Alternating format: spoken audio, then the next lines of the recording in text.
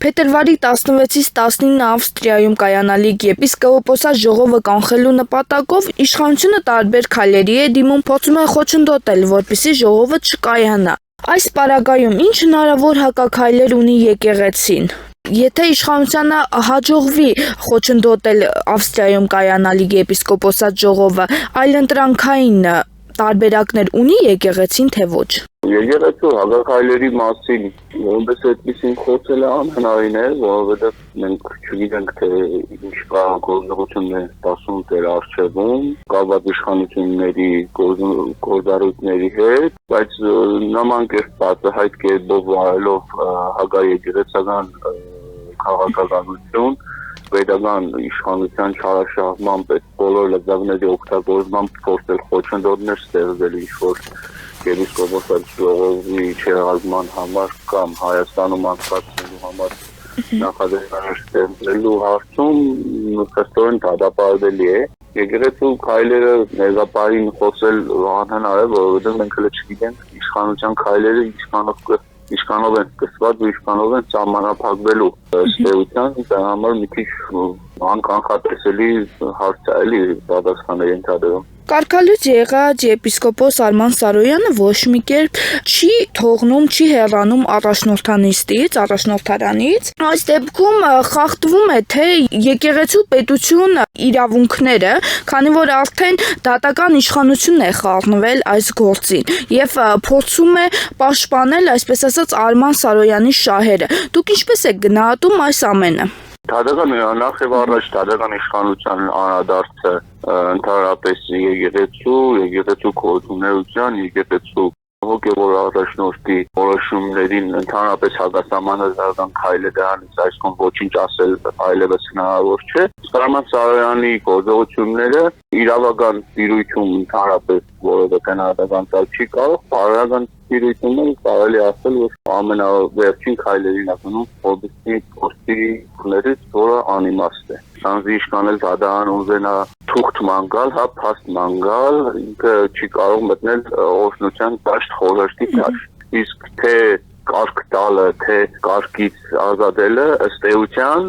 էության ինքը խորհուրդ է, ոչ թե թուղթ։ Ինքը օրհնությունից է զերծված։ Ինչի մասին է խոսքը։ Ինչ է կարծում, այս քրեական վարույթների իրական նպատակը արդյոք խափանելը չի փետրվարի 16-ից 19-ը Ավստրիայում կայանալիք եպիսկոպոսատ ժողովը։ Իշխանությունները փորձում են ամեն կերպ հայրապետի ելքը երկրից խոչընդոտել։ Այս պայմաններում հնարավոր կլինի օրինակ ժողովը on-line անցկացնել ըստ ձեզ։ Ժողովը հնարավոր կլինի բոլոր տարբերակներով էլ անցկացնել, կարևոր հանգամանք կա նաև, որ հայ առաքելական եկեղեցու 4 եպիսկոպոսներ ներկայ գտնվում են գալակի տակ, հետևաբար նրանց ձայնը եւս պետք է լսելի լինի։ Տարակուսելի է նախ եւ առաջ այն հանգամանքը, որ խնդիրը բարձրացած անձինք վայրով խոսքը ստիարավների մասին է, վայրով պայմանավորված կարծիք են արտահայտել, որ հրաժարվում են ներկայանալ եպիսկոպոսատ ժողովին, բայց նախ կանոնականության հարցն ինչ որ բերում եպիսկոպոսատ ժողովի կայացման վայրի մասին, որը անիմն է, ըստ էության ինքը հրաժարվել չի, թե որտեղ է իրականացում եպիսկոպոսատ ժողովը։ Երկրորդ հերթին սա ազդակ է, առնվազն իմ համար ազդակ է, որ իրենք Հայաստանում են ուղղորդված կարողանում որևէ գործունեություն ծավալել ու որևէ բան խոսել կամ որևէ թեզ առաջ քաշել, իսկ Հայաստանից դուրս նրանց խոսքը բազմիցս իմաստով ազդակ չունի։ Հետևաբար նաև կա վախ, որ ներկայանան, հնարավոր է նաև իրենց հոգևոր եղբայրների կողմից կշտամբանքի առաջանդին ու ըստ էության իրենք խուսափում են ներկայանալ։ Ինչ է կարծում վերջում ովքեր կմնան, ինչ կկատարվի, քանի որ ինչպես տեսնում ենք արդեն մեկ հոգի, մի քանի հոգի որոշում են հետ կանգնել այս իրենց եկեղեցու դեմ շարժումից։ 10 եպիսկոպոսների մեջ եղել են մարդիկ, որոնց որ ես անձնապես եմ ճանաչել, ճիշտն ասած որ հավատացել չի գալիս, որ հնարավոր է որևէ կերպ նման քայլի գնային,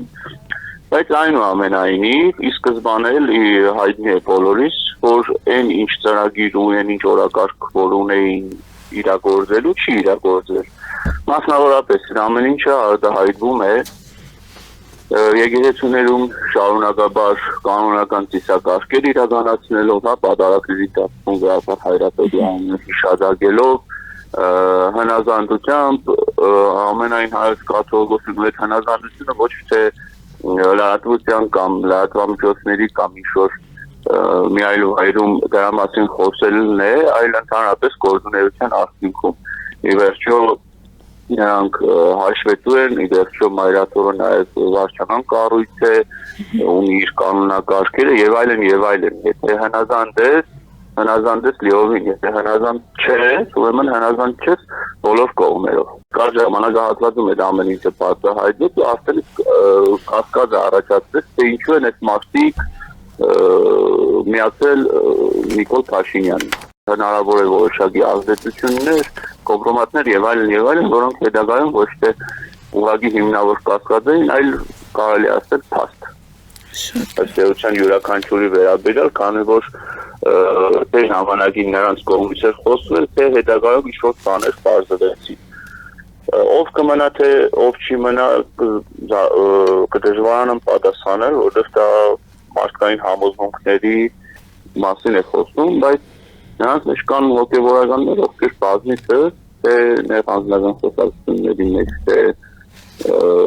նաև շագիորեն հարաբարակավ լուրջ քննադատություն, առնվազն քննադատել են Նիկոլ Փաշինյանն ու նրա քաղաքականությունը։ Հետևաբար նրանց մեջ եղել է համոզմունքներ, որոնք որ հիմնավոր են եղել իրենց համար այդ քաղաքականությունը քննադատելու ու չեմ կարծում, որ այդ համոզմունքները կարող են ինչ-որ մի Եվրոպայում կամ ժամում փոխվել այլ համոզմունքի։